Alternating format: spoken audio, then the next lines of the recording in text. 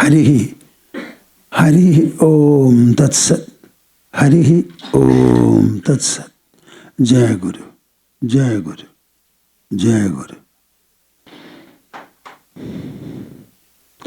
Shuddho Buddho Vimukta Shuddhi Shikharagiram Mukhyatat Paryabhumi Yasmad Jadam Samastam Jagadidam Amrtad Vyapya Sarvam Sthido Yaha Yasyam Sham Shavataraihi Suranaravanajayir Rakshidam Sarvametad Tam Bhumanam Mukundam Hridigatam Amalam Krishnameva Prapadye Tam Bhumanam Mukundam Hridigatam Amalam Krishnameva Prapadye. Jai Guru, Jai Guru, Jai Guru. We shall, as usual, recite the auspicious monosyllable Omkara 3 times. Have the specific thought that our joint recitation should permeate the whole of the earth, showering its benedictions on all living beings on our planet. You know, living beings means plants also. They have also life. Interlock your fingers and put them on your lap. Sit comfortably erect. Close your eyes. Open the mouth and the heart and join me.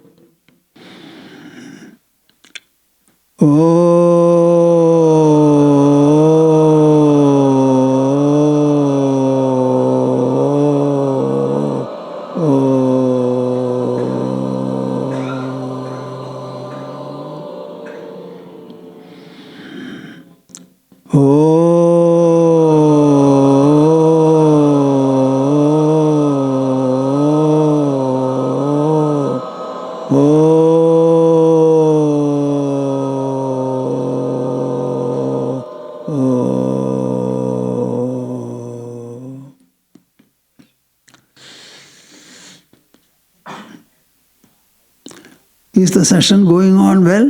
Yes. All of you feel inspired, yes. Enlightened, yes. Guided? Yes. Okay. See, our subject is experiential Bhagavad Gita. Yesterday, by giving you a good description of how Bhagavad Gita transpired as a dialogue, I clearly mentioned that it was only experience that took place there.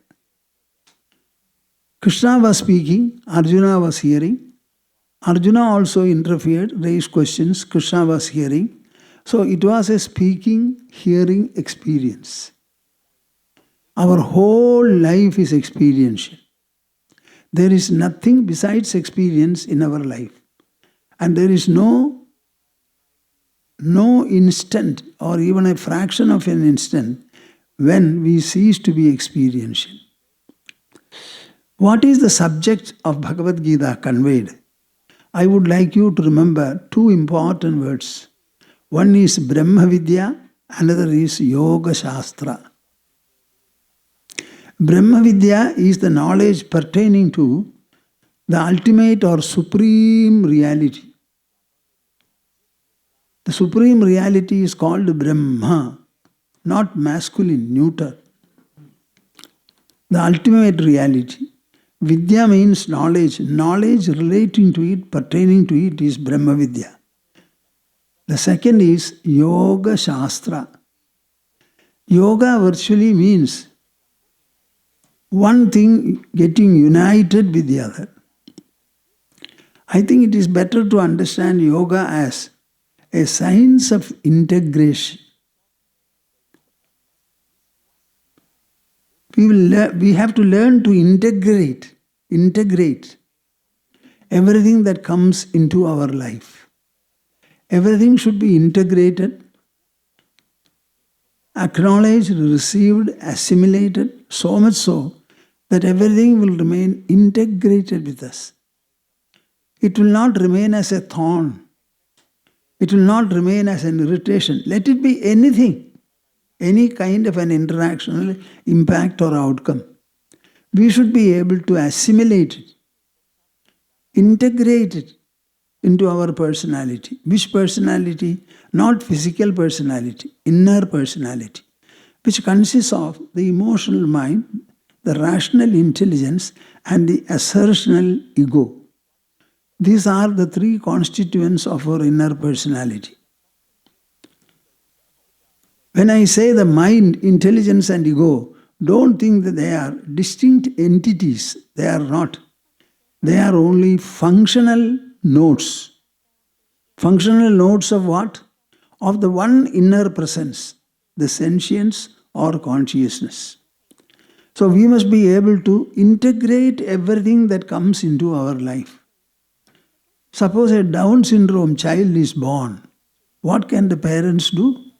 They should accept it as a fact, as a fait accompli. But don't use the words fait accompli. Nature is shaping all children. This child, it so happened, has been shaped in this way. In as much as the child is born into our family, we accept it. And whatever is possible on our part, we will do. Whatever is impossible, we will never think of. And simply assimilate it, be at home with it. Similarly, anything and everything in this world, we must be able to integrate. That integrational process is called yoga. When it is attained, then also it is called yoga. Yujyade anena iti yoga. So we must be able to unite everything with our inner presence. It has got the capacity. Now we are progressing.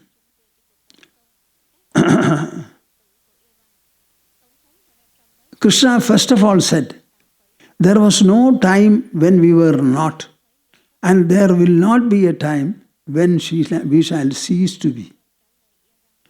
So we are existing now. Existence does not know not to exist. Existence continues to exist. Existentiality can never be tampered with or arrested. If we are now, we were earlier. We shall also be. So there is no question of any death or extinction for any living being. Whatever is taking place is only in the biological aggregate called the body. It is supposed to be born, growing, declining, and finally stopping to breathe. This is very natural in life. Integrate it into your life. When any kind of a body, and whatever may be the age, suppose the breathing stops, you only have to understand that one or more of the vital organs in the body have not been able to function. Therefore, the life has departed. This is the one explanation that you must always have. Nature tries to preserve life. It is unable to. And the failure is actually nature's own, not our own. All the bodily organs, everything is shaped by nature.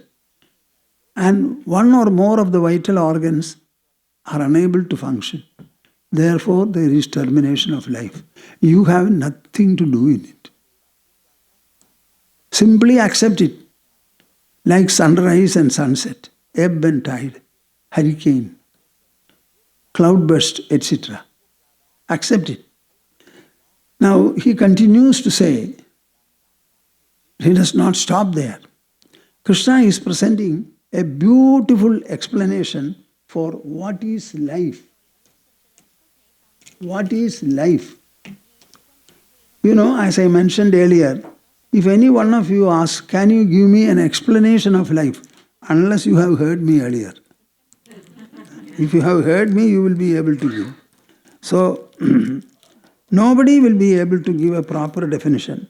And life has got several definitions. Medical people will describe life as X. Anthropological people will have their explanation. Maybe others have their explanations. Krishna is giving a spiritual and experiential explanation of life. What is that? Matra sparshastu kaunteya shitoshna sukha-duhkhadaha agama paino anityaha tan tidikshasva bharata. I will recite it for you. Will you be able to repeat? Yes. Do you like it? Yes. It is there. Matra sparshastu kaunteya.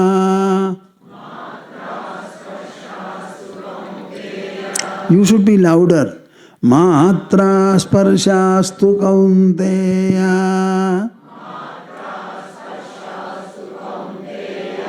Shitoshna sukha-duhkhada. Krishna sukha-duhkhada. Agama paino nityaha. Agama paino nityaha. Tan tidikshasva bharata. Tan stitikshasva bharata. Matra sparshastu kaunteya shitoshna sukha-duhkhadaha agama painaha anityaha tan tidikshasva bharata. A comprehensive statement. There is no mention of God here. And there is no mention of soul also. Like this you will find a number of verses in Bhagavad Gita. Each verse is complete in its message. And that is sufficient for you, whatever you seek to attain that. If it is jnana, wisdom, wisdom. If it is liberation, liberation. If it is jivan mukti, freedom, mukti, while you are yet alive, it is that. If it is yoga excellence, it is that. Every verse. This is one such verse. Matra sparshaha. The word matra refers to senses. It comes from the root ma, to measure. You know, we speak about the world. Who tells you about the world? Does the world ever reveal itself? No. If you don't know, listen to me from me. The world has no power to reveal itself. It is absolutely inert. It cannot generate an experience or knowledge. Earth is inert, water is inert, air is inert, wind, fire is inert, space is inert. So the world cannot reveal itself at all. We are seeing the objects of the world because of sunlight or other forms of light. So what sees the world? Our eyes. Our eyes alone have the power to see colors and shapes. Similarly, the ear has the power to hear sounds. Nose will smell, tongue will taste, skin will touch. The world may be infinitely various. But when we approach the world or we try to perceive the world, our senses simply reduce the world objects into 5. Am I right or not? Yes. Can you accept it? Yes. Are you intelligent enough? Yes. Sight belongs to the eye, color. It does not belong to the world at all. It does not belong to any object. Suppose a person is blind. For him there will be no color, light or shape at all in the world. So all the 5 sensations are produced by our senses. And the senses are produced by whom? Is it by the world? Certainly not. Certainly not. It is the fetus that produces the senses. The sperm is united with the egg and there is a single cell that is formed, dissimilar to both. And that goes on multiplying and the whole body is born, the child is born. In that process of fetal growth, no external agency, including the mother, has ever taken any part. So whose senses do we have? The world produced senses or the senses produced in the mother's womb? Huh? You should understand. The senses are independent of the world. And it is with such senses that we interact with this world. And the senses always require contact. The eyes do not shift their position from the face. There is a tree, I look at it. The tree doesn't come to me. I don't go to the tree. But I perceive the tree. I perceive the tree. In that process, the mind uses the eye organ, eyes. Light rays fall on the tree, they get reflected, touch the cornea, electrical pulses go up, and the experience, image formation, etc. take place in the mind level. Not in the body matter level. Will you understand this?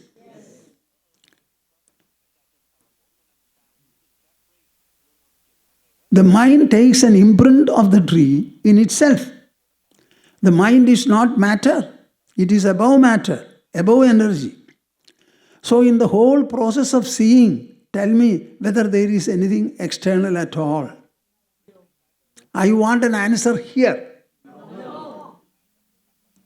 In the seeing process, is there anything external at all? No. Mind is internal. Different from the body.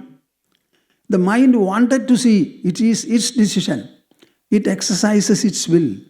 It employs and utilizes the eyes, and it takes the imprint in itself. So the whole experiential process is inner and mental. The same is the truth about your body. You only have an imprint of your body taken by the mind in itself. Now you tell me, what is external? The whole process of seeing and perception, it is internal, above matter and energy, above the body. The process started with the mind. The process rested on the mind. The outcome also rests on the mind. Therefore, other than mental and mentality, is there anything at all? So, matra sparshaha, the contact between the senses and the sense objects, shitoshna sukha-duhkhadaha, they will always irresistibly bring about shita and ushna like sukha-duhkhas. They will bring about sukha-duhkhas. Sukha means happiness, pleasantness. Dukkha means its opposite. They will bring about. You are not bringing about. The contact in the senses of objects, they produce shita-ushna sukha-duhkhada. Shita and ushna, cold and heat, are felt bodily. One is opposed to the other. And when it is too hot, you have modern methods of making yourself feel cold. So we can operate upon the sukha-duhkhas in any manner we like. So the duhkhas can be transformed into sukha, and sukha can be, if necessary, transformed into dukkha also, like shita and ushna. Shitoshna sukha-duhkhadaha, they will irresistibly produce sukha-duhkhas. Agama-payinaha, but their character is to come and go. They will emerge and subside. They will never be for long. They are alternates. If they are sure to be, and they are alternates, and they will always be fleeting, then what do you have to do about it? Tan tidikshasva, learn to forbear them. As you have the eyes, nose, ears, etc., in the mental level, you also have sukha-duhkhas. You don't find that your senses are, you are intolerant about your senses. You should not be intolerant about the sukha-duhkhas also. So by developing discrimination, wisdom, knowledge about them, understanding that they are transitory, they will come and go. They come only to go. They go only to come. One of them will ever be, or both will not be. If you want to have sukha, you must also have dukkha. You cannot say, I want sukha, but I don't like dukkha. Then there is no place for you in the earth. Please go away. Can you say light and darkness? Both are not necessary. Can you ever think of light except in the context of darkness? Shitoshna sukha-duhkhadaha. Sukha is preceded by dukkha, succeeded by dukkha. And dukkha is preceded by sukha and succeeded by preceded and also succeeded by sukha. Now you tell me which is better. For one sukha, you have to suffer two dukkha's. And for one dukkha, you have to be happy about two sukhas. So which is better? The little child Prahlada, while talking to his classmates, says, nobody makes any effort for dukkha. Still everyone has it. Are you following me? Yes. Nobody makes any effort for dukkha, but still we have it. In the same manner, sukha also will be had. So make no effort. Because if dukkha is had, naturally before and after that sukha will be. So if sukha-duhkhas are the only resultants of sense-object contacts which constitutes our life, if sukha-duhkha are the only outcomes, and they are definitely to be and no effort is called for, you tell me, what shall you do in life? Do you have anything to do? No. I don't think my question has gone into you. Sukha-duhkhas are the only resultants of whatever you do in the whole world.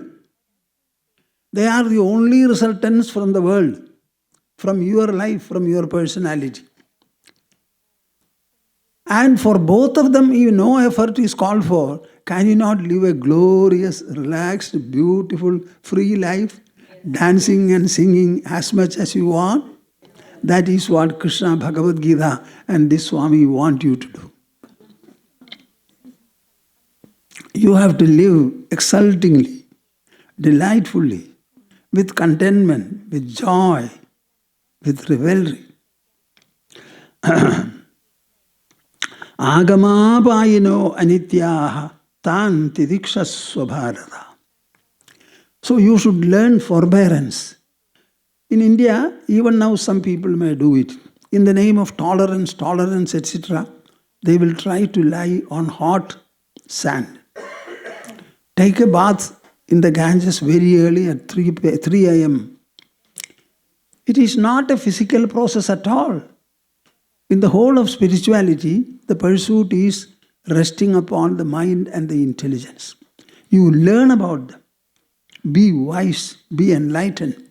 And as a result of the enlightenment, develop the quality called tolerance and forbearance.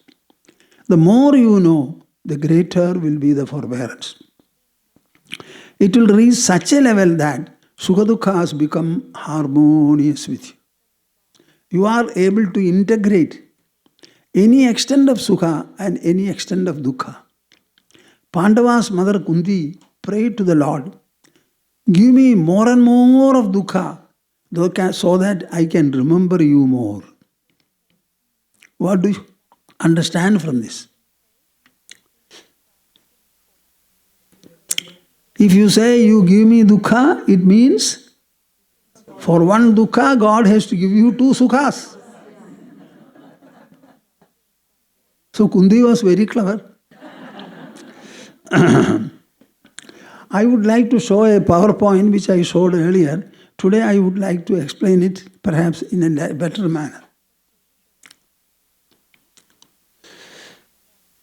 See, I want this enlightened assembly. All of you are very intelligent, maybe the most intelligent people I have addressed so far. So I want you to know about your life and all that is taking place in this. See, this explains the whole life process. Here is the person. This is the external hemisphere. It is 5 senses which biologically he himself has made in the mother's womb. These 5 senses are employed for interacting with the objects of the world. So all the interactions are taking place in the sensory level, seemingly, not really. The sight constitutes the maximum dimension. Then comes sound, thereafter smell, then taste, and finally touch, or touch more and taste less. What you have to understand is, it is your senses that produce these sensations. So they are called sensations. What are these? Sight, smell, etc.? They are sensations which the senses in our body produce. Are they not an outcome of the senses then? Or is it an outcome of the world? Whether the world exists or not, who will tell you? Your senses will tell you. And the senses make them 5. There are so many objects, infinite number of objects. So infinite perceptions we don't have. We only have a 5-fold perception. These 5 sensory organs producing these sensations, the actual experience is taking place in the mind level. These are only sensations. And the mind comes up with pleasantness and unpleasantness, called happiness and misery. Who activated the senses? The mind. Who employed them? The mind. For whose purpose? Mind's purpose. And the perceptions come. So it is the mind who is the architect of the whole process. And the mind is within the body. It is not a physical part of the body, but it is associated with the body. This happiness and unhappiness, it is what the mind produces. For 16 or 17 hours of your interactional life a day. After the 16 hours, everyone goes to sleep for half the duration, 8 hours. At that time, neither happiness nor unhappiness is felt. Both of them are dissolved, and you go into a state of sleep where, getting up, you say, I slept comfortably. Was there any duhkha in sleep? Was there any special sukha in sleep? But you are contented, comfortable, and totally fulfilled. A sleeping man has no hunger or thirst. Now, from sleep, this is the point I want you to understand well. Who sleeps? I sleep. Who wakes up? I wake up. When I wake up in the morning, the mind has become activated by the I. And that mind is employing the senses here. And the world perceptions take place.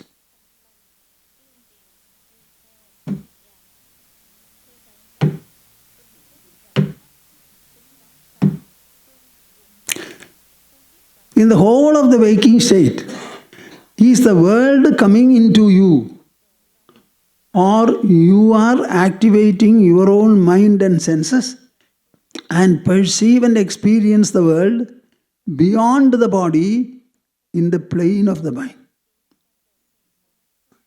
So the entire life, is it not an expression and extension from you? How many times shall I repeat this?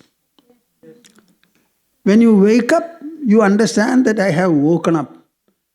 You have become express then. From that expression, you extend through the mind and the senses. So, is not the world an outcome of your expression and extension, or you an outcome of the world? Shall I get up? I want an answer from you, my dear souls. Let us not be fools. Let us be wise. I slept with nobody's permission and consent and help. I wake up and I activate the mind, intelligence and senses. And I perceive the world. Where? Not here, but inside. So the entire world, where does it reign?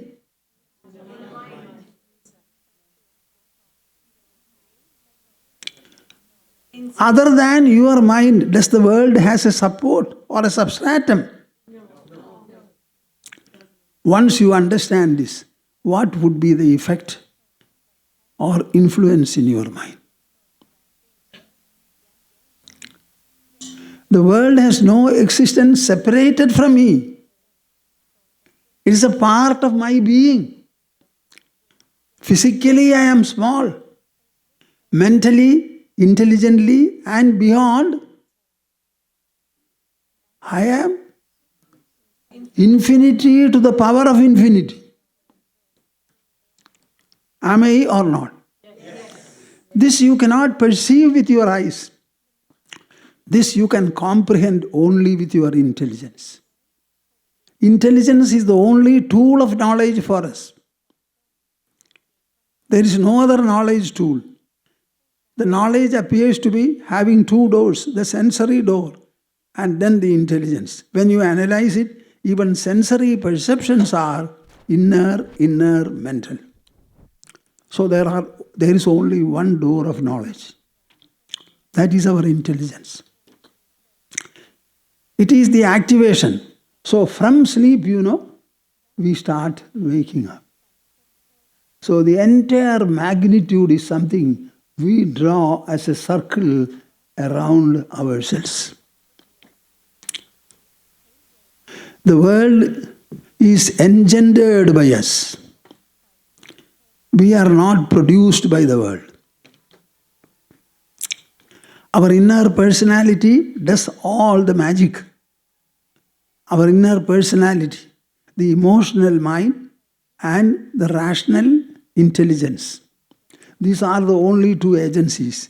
Intelligence is the elder brother. On the mind, the intelligence alone has its influence. That is why Krishna was able to activate using his intelligence, Arjuna's intelligence. As a result, the conversation extended. Finally, Arjuna said, I will take back my weapon, fight a score of Mahabharata wars if necessary, he said. Why? How? Because both had intelligences. In the case of Arjuna, it was not enlightened. Krishna was already enlightened. He passed that enlightenment through his wonderful words. And words are the only revelation of the mind and the intelligence. We call the words Shabda Prapancha. It is the phenomenal sound world, oral world, that is far superior to the object world. Is the point clear? Yes. The one sentence that I would like to emphasize again is, your whole life, consisting of all your experiences and knowledge, is an expression and extension from you. Do you agree? Yes. If you agree, my answer is, you live as a master in this world, not as a servant.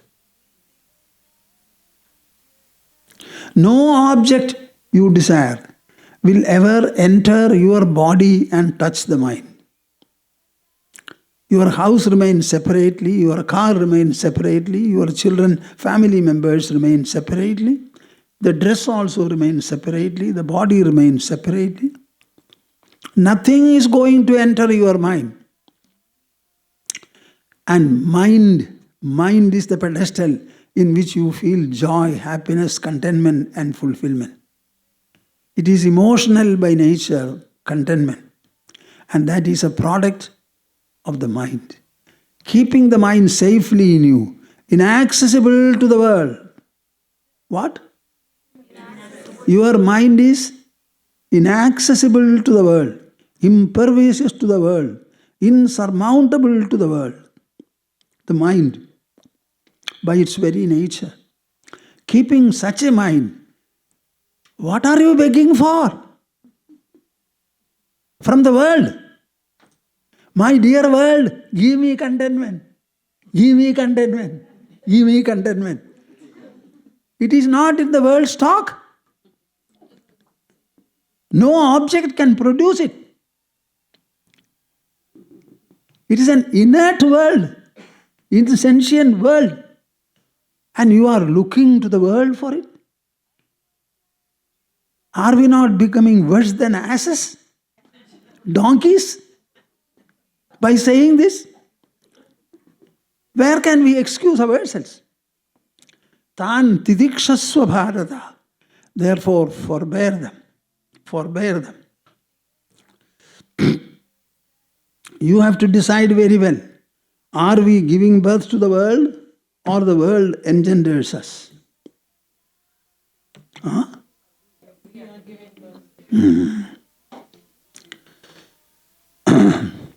This being so, what is the functional proposition?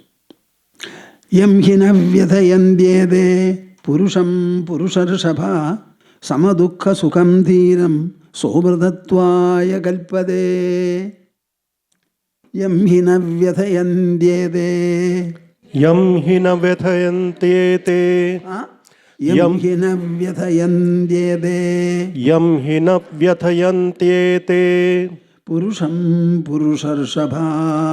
Purusham purusharshabha. Sama-duhkha sukham dhiram. Sama-duhkha sukham dhiram. Somritatvaya kalpade. Somritatvaya kalpate. See the fruition and fulfillment. He only said one statement. Tan tidikshasva bharata. Forbear them.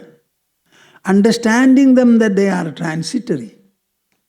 They come only to go. They come and go because you are stably there. They come and they go. But I don't go. I don't come. I am. Do you know of any time when you were not?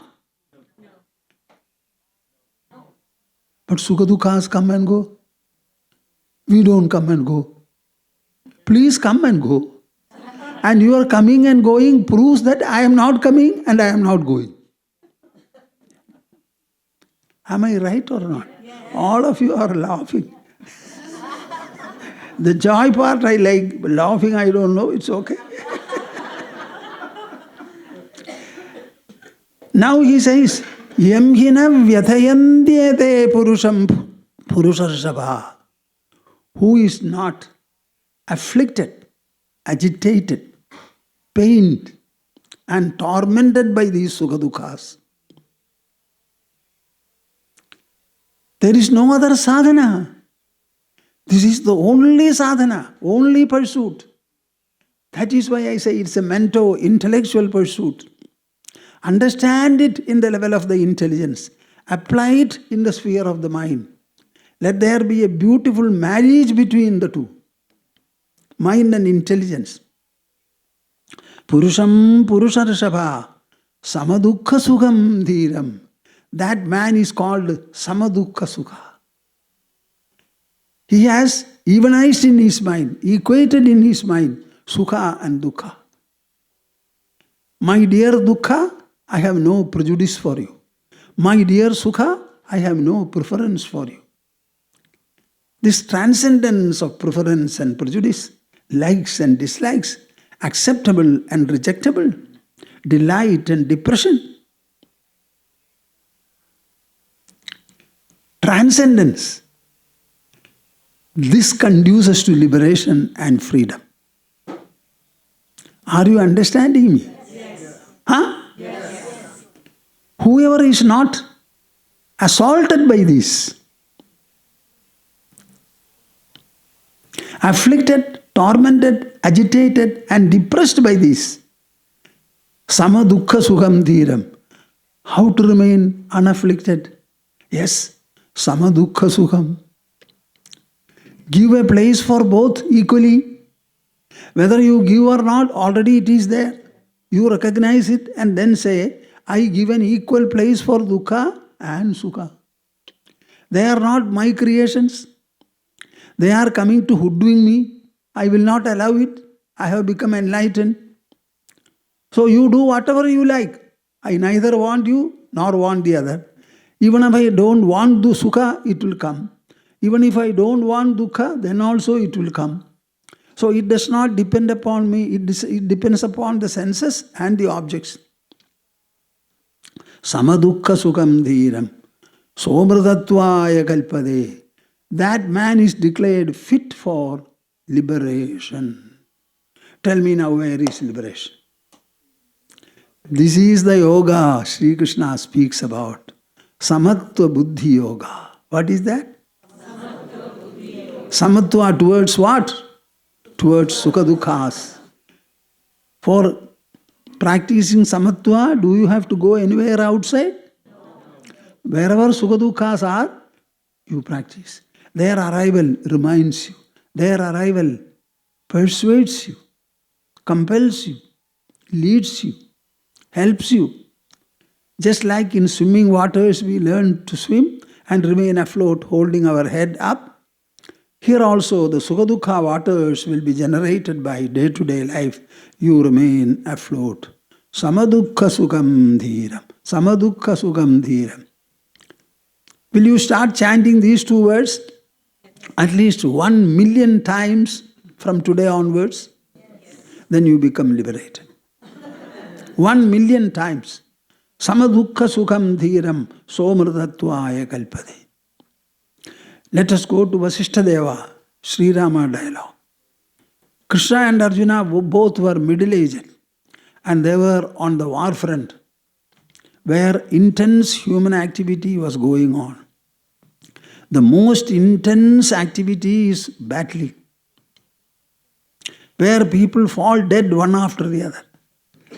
There it was a peaceful dialogue in the palace of Ayodhya. You know what Vasishtha Deva says? Samataya mataya gunashalinam purusharadihaya samalankrita tamamalam pranamanti narottama apimahamunayo raghunandana. What a beautiful meter is this. I don't know whether you can chant it. Would you like to? Yes. It takes time. You know, these are discussed in the forest environments where the teacher and the disciple are there. There is no time. Here everybody will look at me, time. Samataya mataya gunashalinam mataya gunashalinam purusharadihaya samalankritaha purusharadihaya samalankritaha tamamalam pranamanti narottama tamamalam pranamanti narottama apimahamunayo raghunandana apimahamunayo raghunandana. I won't explain it too much, but I will give you the meaning. Samataya mataya gunashalinam purusharadihaya samalankritaha. The great man among human beings, when he is enriched by, decorated by, ornamented by samataya mataya, by a mind and intelligence which are given to evenness, uniformly even-minded, even-intellected. Tamamalam, that man is the most pure man. Pranamanti narottama apimahamunayo raghunandana. The most exalted men go and prostrate before him. And great rishis also go to him. for them also it is a distant proposition. That is the greatness of this evenness of mind, equal disposition. He goes on explaining, Nasato vidyate bhavo, na bhavo vidyate sataha, ubhayora vidrushtondaha tu anayos tattvadarshibhihi.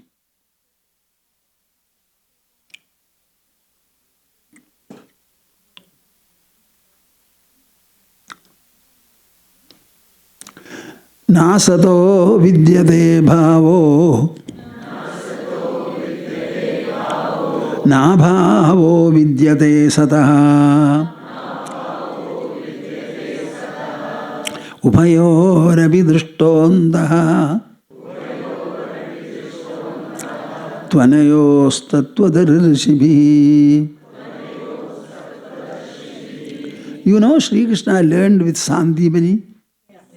He learned Vedas, Vedanta, Upanishads, etc. from there. And he is quoting Tattvadarshibhihi. Quoting the Tattvadarshis, knowers of truth, he says, Nasato vidyate bhavo. There are two propositions, Asat and Sat.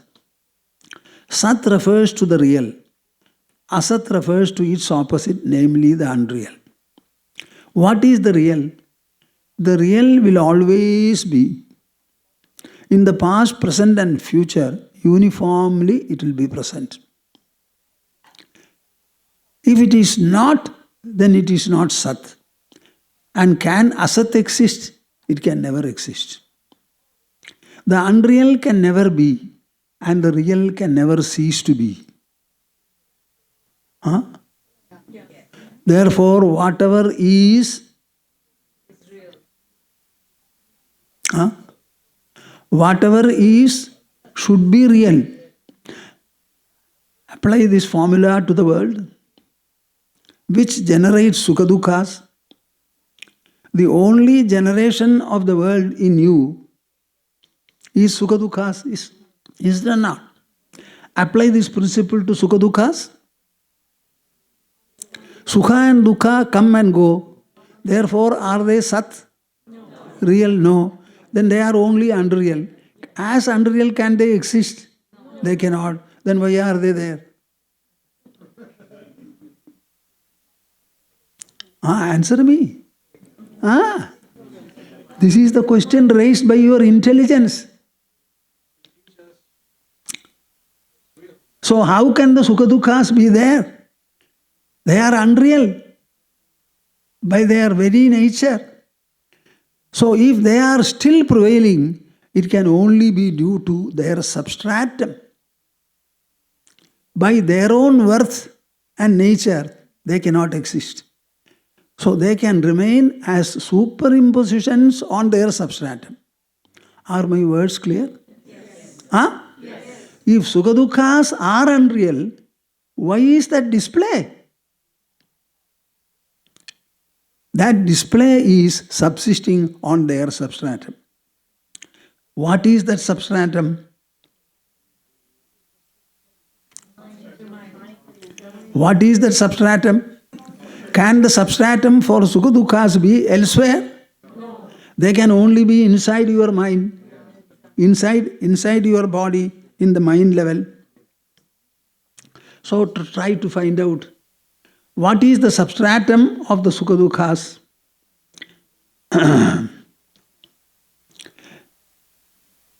Sat alone can be anywhere.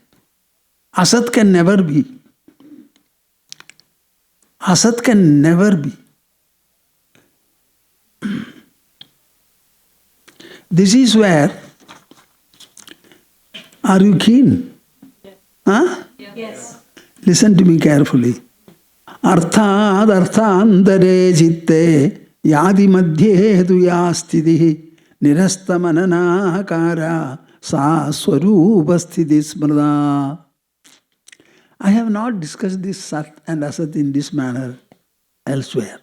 First time I am doing it. Recite this verse. Arthad arthandaram chitte Padarthantare chitte Yadi madhye tu ya sthitihi Yati madhye tuya sthitihi nirasta mananakara Nirasta mananakara sa swarupa sthiti smrta. Sa swarupa sthiti smrita. I am discussing Samatva Buddhi Yoga. From where you will get this Samatva Buddhi? You will not get it borrowed from anywhere. You will get it from a discovery, from an uncovering, from the realization of what is present in you besides sukha-duhkhas. This is the way to find out. This is a shloka from Yogavasishtha Ramayana. Arthat arthantaram chitte yadi. When the mind picks up a thought, look at my finger, picks up a thought, mind picks up a thought, and it leaves it and goes to another. Here is a thought, here is a thought. In between, naturally there is an unthinkingness.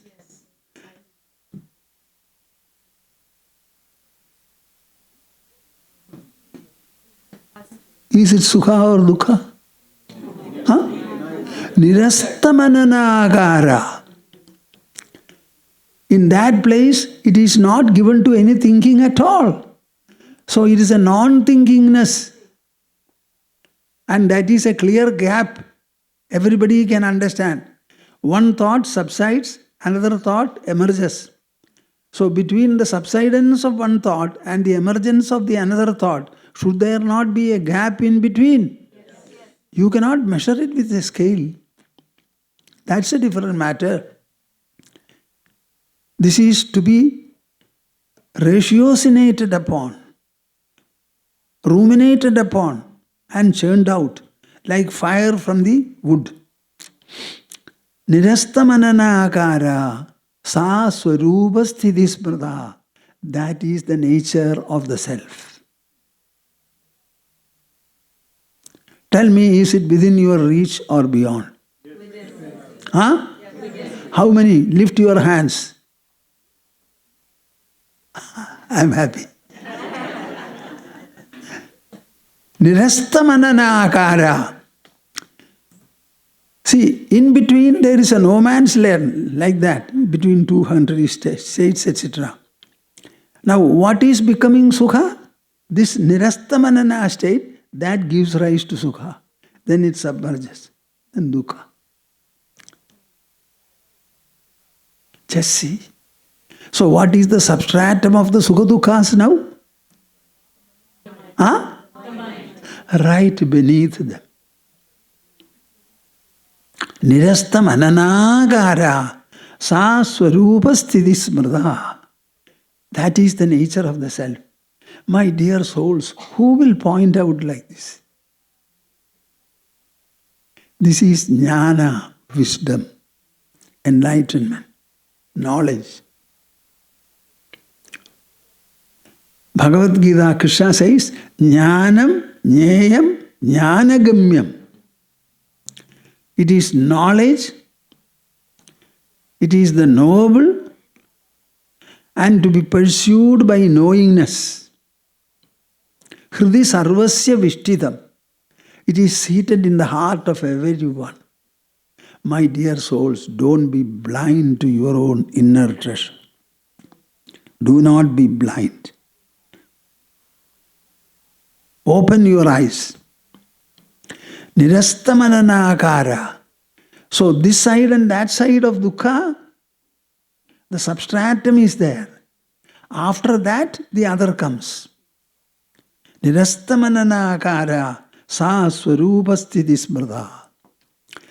Chittadimani sukha-duhkha shatani nunam abhyagatanyagavaradiva kananani tasmin vivekavashatasthanudam prayade manye mune nipunameva kalanditani. Can you recite? Yes. Do you want? Yes. Hey, be alert. Chittadimani चित्तादिमानि sukha-duhkhashatani noonam sukha-duhkhas नूनम् abhyagatani अभ्यागतानि agavaradivakananani अगवरादिवकाननानि tasmin vivekavashatah तस्मिन् विवेकवशतः tanudam prayade तनुतां प्रयाते manye mune मन्ये मुने nibunameva निपुणमेव kalandidani. गलन्ति तानि. The countless number of sukha-duhkhas, all of them are engendered by, born of chitta, the mind that you have. Chitta adimani.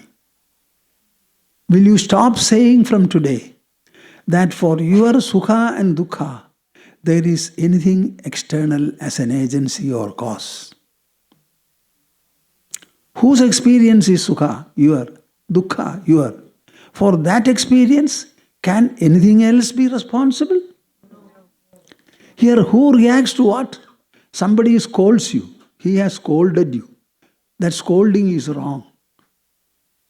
Without understanding or not understanding that what he has done is wrong, you start suffering. He should suffer, na? If his scolding is meaningful, hear him, examine your position, and then if you find that it is right, go and prostrate before him. Please scold me again when such an occasion comes. Tell him. If it is not right, simply be indifferent to it. He has done something wrong. Let him suffer. I will not. Instead of saying that, what are you saying? What is this? See the foolery of man. Chitta adimani sukha-duhkha shadani noonam abhyagadanyagavaradivakananani. From a mountain, so many hills come up surrounding. In the same manner, your mind is responsible for all the millions and billions of sukha-duhkhas that you suffer from. That mind should be subjected to a treatment of viveka, discrimination, viveka. Tasmin viveka vasatastanutam prayade manye mune nipunameva galandidani. If you are able to treat your mind with discretion and discrimination, all the sukha-duhkhas will simply fall. The source is your mind, not anyone in your family, not anyone in the society, nor the stars. In the temples we have several idols. For Saturn we have this, that. Saturn planet, does it have any eyes to see? Huh? Man's faith and blindness, they can lead him to anywhere. Tasmin mune nipunameva galandidani. We go to the last verse on Sankhya. Initially what Krishna exposed was Sankhya Yoga, the yoga of wisdom. It is for the intelligence to receive it and ruminate and reflect upon it. And by virtue of reflection and rumination, you have to stabilize it in your mind. When it is retained and stabilized, you become perfect, it becomes one with you. So he concludes it saying, be very careful. Sukha-duhkhe same kritva labha labhau jaya jayau tado yuddhaya yujyasva naivam pabam avapsyasi. What a wonderful statement. I wonder, are people ever reading this?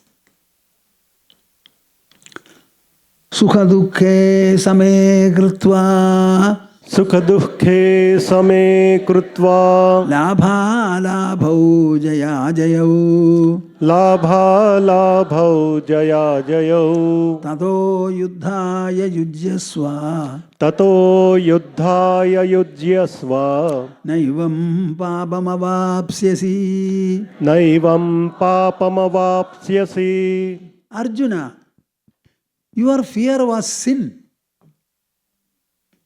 You felt that fighting your grandfather, fighting your teacher, and fighting your own people assembled on both sides, all this will be sinful. The war has not yet taken place. Discharge of arrows has not begun. So you are thinking about imaging the impending war and you are cooking up the sinfulness. Now you have to perform the war and you will. The only method of overcoming the sin, dissolving the sin, being free of all of them, here is a formula. What is the formula? Sukha-duhkhe same krutva. Be even-minded towards sukha and duhkha. Sukha and duhkha are the only experiences that result from all your interactions with the world, including family, society, and various objects, places, and events. What you have to have is a sense of evenness towards them. Only sukha-duhkhas, no, labha labhau, gain and loss. Jaya jayau, victory and defeat. Listen to me, my dear souls. What is the discipline Krishna is administering to Arjuna? Arjuna, I want you to fight, not to become victorious. I want you to fight, not to gain your kingdom. This fight is called for, it is necessary. Your cousin brothers are wicked and they should not be allowed to rule the land. Who will challenge a Kshatriya except another Kshatriya of equal merit? So this war is a compulsion of the society. It is to uphold righteousness and to dispense with unrighteousness. There is no option before you. It is not your personal war for your personal victory. Maybe you may be defeated in the war.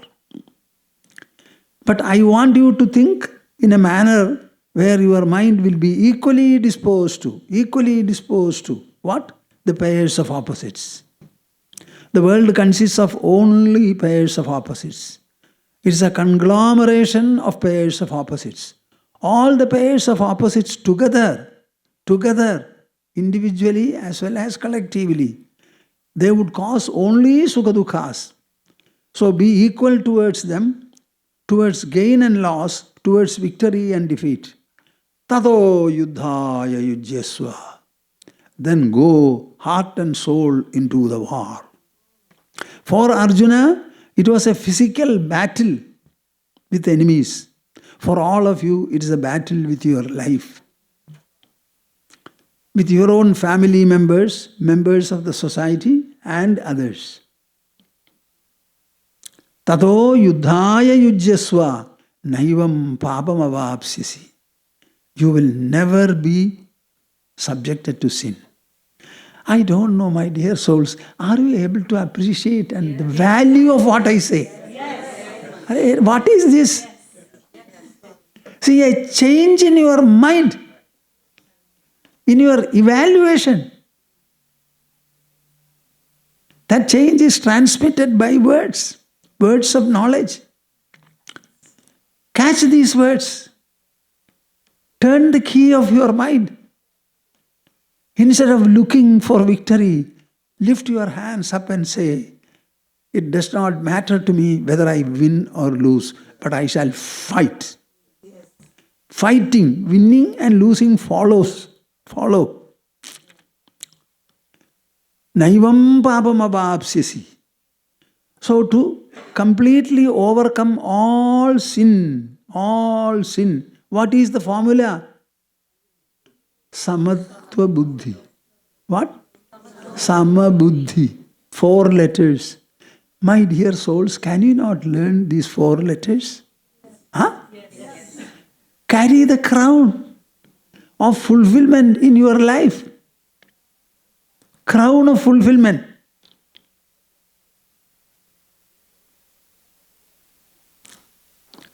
Every interaction proceeds from your mind. It is initiated by the mind.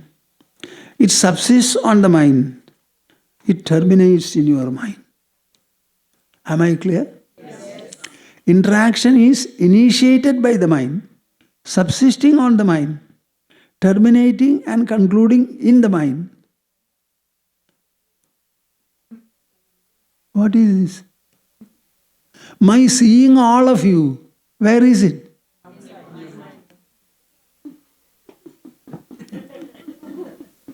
The whole world. I see it in my mind. What is this? What is this?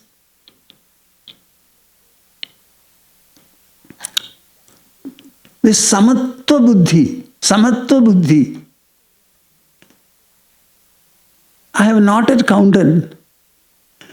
I think it appears in about 20 to 26 places in Bhagavad Gita. The word Sama and Samatva.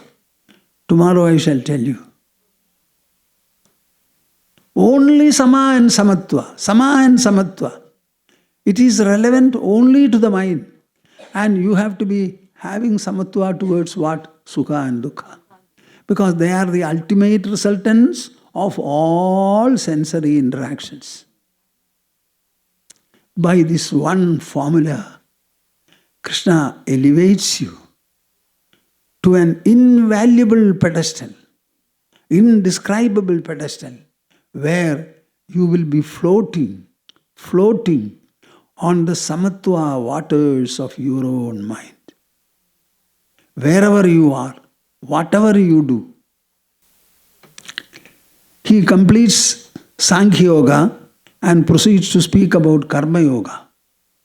He says, a man of knowledge, for him, it is like everywhere flooded with water. Then you don't have to have a well, tank, lake or anything. Everywhere it is flooded. So the knowledge makes his mind full and the mind makes the world full. So Arjuna was very enamored of the proposition. So he said, I will take up that. So Krishna stops him saying, no, you are not mature. Where are you standing? On the battlefield. What did you do all the tapasya during 12 years for? To gain victory over the war.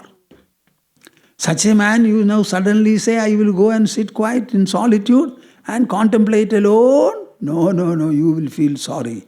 So he arrests him saying, Karmanyeva adhikaraste ma phaleshu kadachana ma karma phalahe durbhu ma te sangostva karmani. This is the most misunderstood verse in Bhagavad Gita in the entire world. Everybody translates this as your right is only to work, but not to the result. You work in the office. At the end of the month, will the employer give the paycheck to you or transfer the money to your account or to somebody else's? Huh? A boy learns for 1 year in school or college. The certificate will be given to whom? And when you get the certificate, you should tear it off? What is this? Your right is only to work but not to the result. Every work is done with a view to accomplish a result. So I can do the work, I must bear the result. If it is good, I will be rewarded. If it is bad, I will be punished. So the meaning is not that, my dear souls. There are 2 nishtas. One is jnana nishtha, another is karma nishtha. Jnana nishtha, it is mento-intellectual. Karma nishtha is performantial, activity-oriented. In your case, you are not fit for the exclusive jnana nishtha. Your present competence, maturity and deservingness is only to be performantial. Karmani evate adhikaraha. Your competence and spiritual worth is only to be active and pursue activity, but pursue it in such a manner that it will become a yoga pursuit. Karmanyeva adhikaraste ma phaleshu kadachana. How is that? You should not be affected by the results which accrue. Be attentive. The results Krishna refers to are not the objective results. They are the subjective inner spiritual results called anishtam, ishtam, mishram cha, trividham, karmana phalam. Every work that you do, depending upon the objective result you attain, it will instill in your mind one or the other of the three. Anishtam, ishtam, mishram. Either the expected result which you like, or something unexpected which you dislike, or partially the expected one and otherwise. So three are the inner subjective results for every karma. Anishtam, ishtam, mishram cha. Am I clear? Yes. Do I have to explain it further? No. These things should not affect your mind. Not that when you have a child born, you hand it over to somebody childless. That is not the meaning. Whenever you perform a work, if it is successful, you will like. If it is not fully successful, you will dislike. So you will be intimidated by your own mental responses. Anishtam ishtam mishram cha. Ma phaleshu kadachana. Ma karma phala hetur bhuhu. Mate sangostva karmani. You are born. You nourish your body. Generally, energy is generated. It has to be spent in the form of activity. Can you imagine a life where you will only eat but never move? Huh? What will be your weight after 6 months? So we are eating and nourishing only to remain active. We need energy to become active. So the purpose is that ma karma phala hedur bhuhu mate sango swakarmani. Never be addicted to non-action and idleness. And don't think that the objective results, that is not the one we are referring to. This, do not be unduly influenced by a favorable, unfavorable or a mixed result outcome. Ma karma phala hetur bhuhu mate sango swakarmani. What is this? Can I incorporate all these propositions in my life while doing work? Yes, you can. This is where karma yoga is mentioned. Yogavasishtha kuru karmani. Sangam tyaktva dhananjaya. Siddhya siddhyo samo bhutva. Samatvam yoga uchyade. Bah, bah, bah. The purpose of the retreat is over. That does not mean you should not come tomorrow.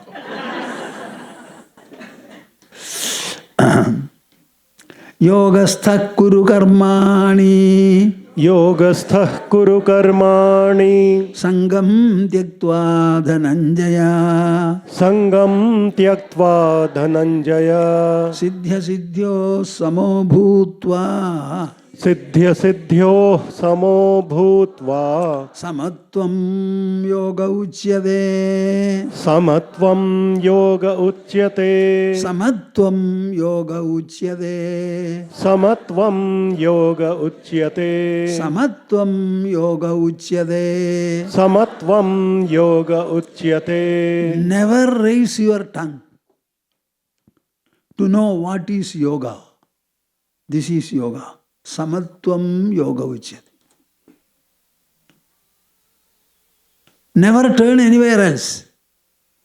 Siddhya siddhyo samo bhutva.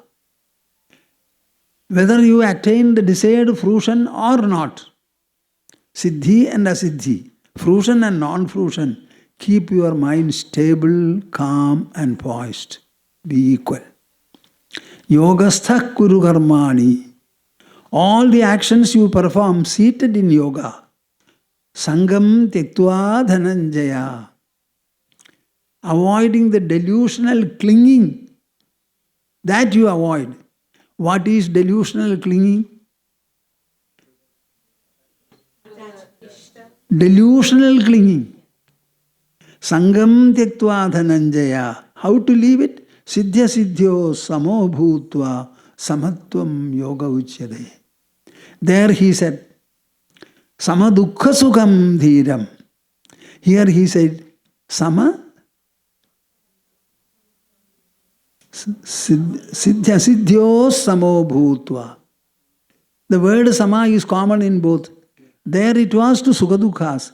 Here it is to siddhi and asiddhi. The only difference. I will explain to you tomorrow more interesting and more enlightening points about this samatva. The same message is running through. Remember it very well. Samvedya varjitamanuttamamegamadyam samvidpadam vikalanam kalayan mahatman hridyeva tishtha kalanarahita kriyam tu kurvan akartrapadamethya samodita shri. Kurvan akartrapadamethya samodita shri. Hari Hari Hari Om Tat Sat. Jai Guru. We shall have a conclusional Omkara once jointly as before. Take your pose for it. Interlocking the fingers and putting them on your lap, etc.